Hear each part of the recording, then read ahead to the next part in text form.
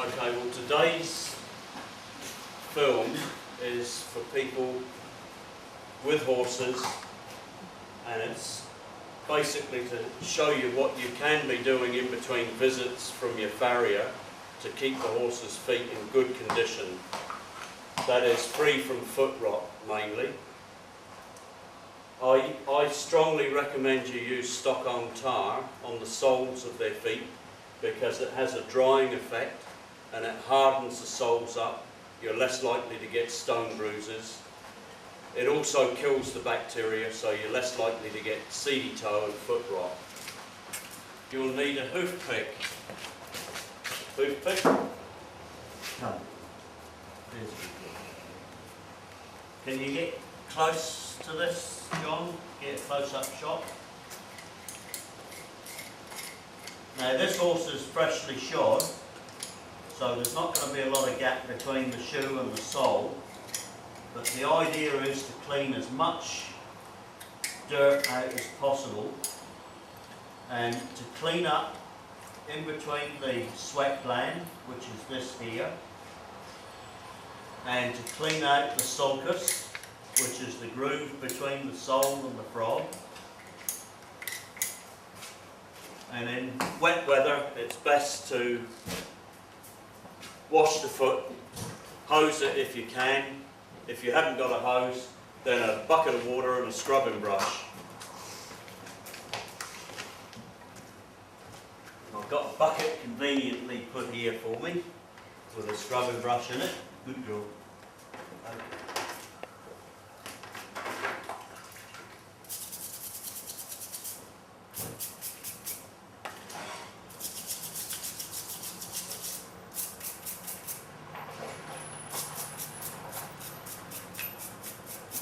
Make sure the foot's nice and clean. Get as much dirt out as you can, and give that sweat gland a bit of a scrub between the heel bolts. That's the sweat gland there, and that's the place where a lot of sweat and foot rot can start from. It is the sweat gland, so get that nice and clean, and maybe get an old towel. Thanks, Rachel. Lovely. This is Rachel's horse, by the way. This is Sarah. Okay, come on, Sarah. There's a good girl. Doesn't have to be a good towel. Even an old rag will do. But just get as much damp out as you can. Now, if it's winter time, and that's when you need to be doing this vigilantly. If it's pouring with rain and you haven't got anywhere to get your horse in out of the rain, then don't even bother doing it. You're just wasting your time. Wait for the first fine day and do it then. Winter time, you need to do this once a week at least. I've got an old paintbrush here, and I've cut the end off with a pair of scissors to shorten the bristles up, and it makes them nice and firm. You can really jab the tar into all those little crevices and tight corners then. So just an old paintbrush will do. Now tar goes on better if you warm it up. So what I'm going to do is run some warm water into a little bucket, sit my tar in it for a couple of minutes so that it gets nice and soft.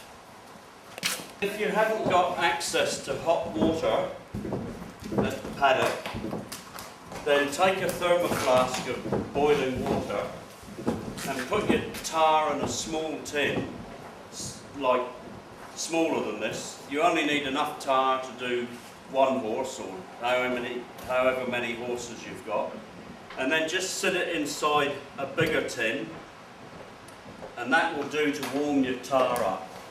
It makes it a lot thinner and it soaks into the foot much better. Now I've washed this foot already, and it doesn't take many minutes to dry out. That's dry enough to tar it. It's no good putting the tar on a wet foot because it'll just come straight off. you only need your tar in a small bean tin, an old bean tin. And just put enough tar in to do one horse. And if it gets kicked over during the process of tarring the feet, no big deal, you're not going to lose a lot of tar. But if you try and do it in the container that you buy it from in the shop, you end up getting the stuff all over the container, then you get it all over the brush, and then the next place is you've got more on you and your clothes than you have the horse's foot. So just pour a little bit off into a smaller tin. I'm using this as an example as the small tin, and this is the bigger tin with the hot water in it, boiling if possible. Now that tar should be warmed up enough now to paint on, so we'll just start. Now it's very important to get it in the right places. Up in the sulcus, which is the groove between the sole and the frog. You get a lot of bugs get trapped up in there, so really jab the stuff in. Don't be afraid to really get stuck in with a good brush. All over the sole and up under the shoe. As I said before, this horse has only just been shod, so there's not going to be a lot of gap between the sole and the shoe, but as the hoof grows, that gap will increase, and once again, it's a trap for bacteria.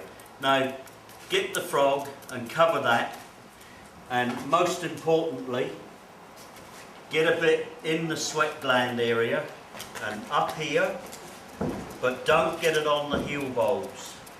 You need those to remain soft. You don't want those getting hard, or else they'll start cracking, and then you really will have a footsore horse.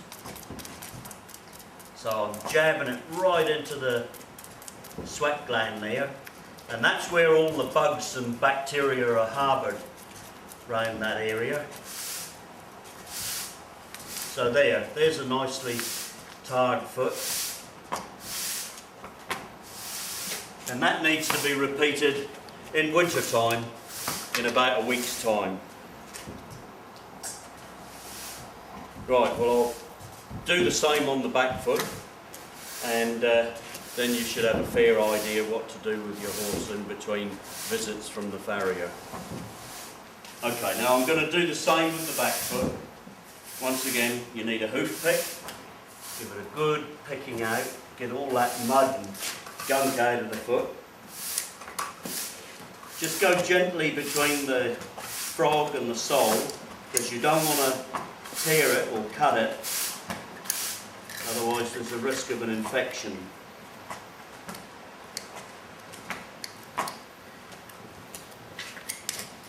Now with this hoof, you can probably see I don't cut a lot of frog off when I shoe my horses, because the way I see it is the horse needs it more than I do. Good girl. Okay, next stage, you need a bucket of warm water and a little scrubbing brush. Unless you've got access to a hose, then you can hose the foot out thoroughly. Get every bit of that dirt out that you can. Give that old sweat gland a good scrub, get the dirt out from there.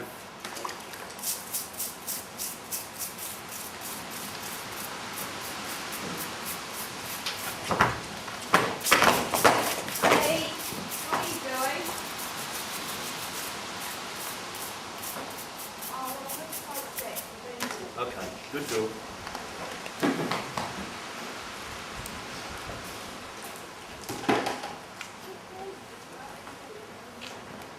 An old rag or a towel, just to take the excess moisture off. A lot of people ask me if they should be tarring the hoof itself, the capsule, and that's a no-no. If you start drying that capsule out too much, it'll get too hard and brittle, and then it'll start cracking. The hoof wall needs moisture, and it'll get that every day from, even in summertime, from the early morning dew. So now that's taken the excess moisture off. Her body heat will dry the rest of the foot out. Just give her 5 minutes and then it'll be dry enough, and the hoof will act like a sponge. It'll just suck that Stockholm tar in, and that's when it'll do the maximum good, when it penetrates the sole. Okay, so once again, bucket of hot water, tar sits in there just to warm the tar up. It'll be much easier to paint it on. Paintbrush. I've cut the end of the paintbrush bristles down to make it stiffer. It's just an ordinary old paintbrush. Don't have to buy anything special and spend a fortune. In fact, this is probably better than some of those specially made ones anyway.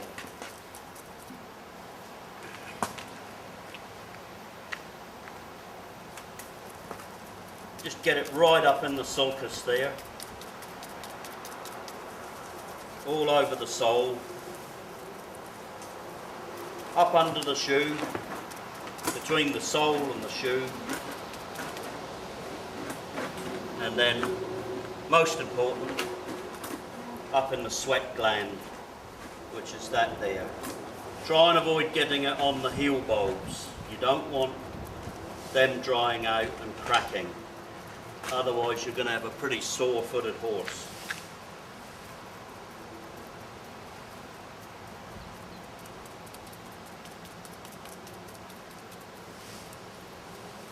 There. Now that foot is, any bacteria going on there, this stuff will kill it. And it's going to have a drying effect on the sole and the frog, which means the frog's going to get tougher and harder. The sole will get harder and be more resistant to stone bruises and even seedy toe. And if you're careful using this stuff, you won't end up getting it all over yourself and all over your clothes.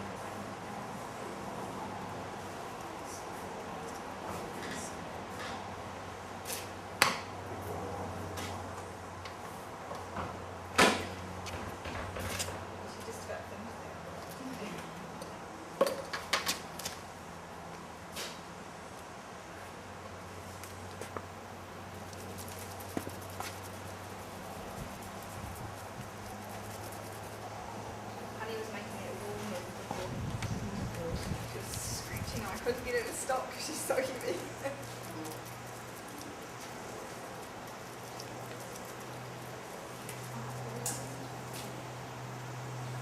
Right out the door, it's raining.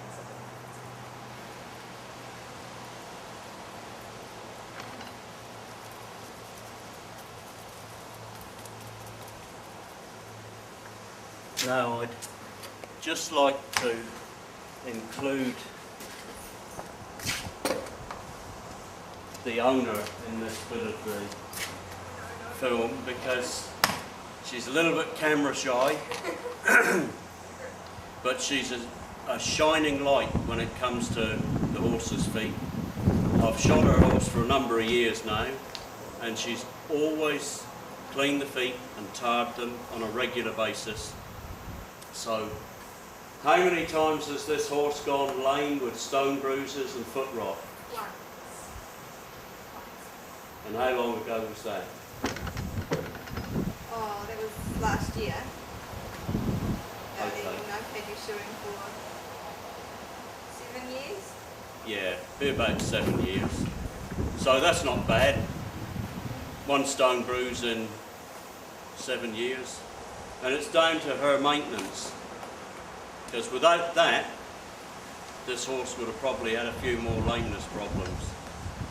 So it's well worth buying a bit of tar. It doesn't cost much. It's not that difficult to put on if you handle it carefully. You're not going to get it all over yourself if you're careful. And don't try and take it straight out of the container you buy it in. Pour it into a small tin. Just enough to do the horse. Then if you have an accident and it gets knocked over, if it's only in a small container, you can grab it before it empties out all over the floor anyway. But if you're careful, you'll be able to get the job done without getting covered in it. And they've used it for hundreds and hundreds of years. I can't speak highly enough of it. And as I say, it's relatively inexpensive. The alternative is you get the vet in, and that's when your ownership of a horse can start to get a bit expensive. Because it's a lot of work for the vet to dig out abscesses and treat them, and the treatment is expensive, so go for the cheapest option. Prevent problems before they even begin. So there, I hope this video's been of use and of help to you in looking after your horse's feet.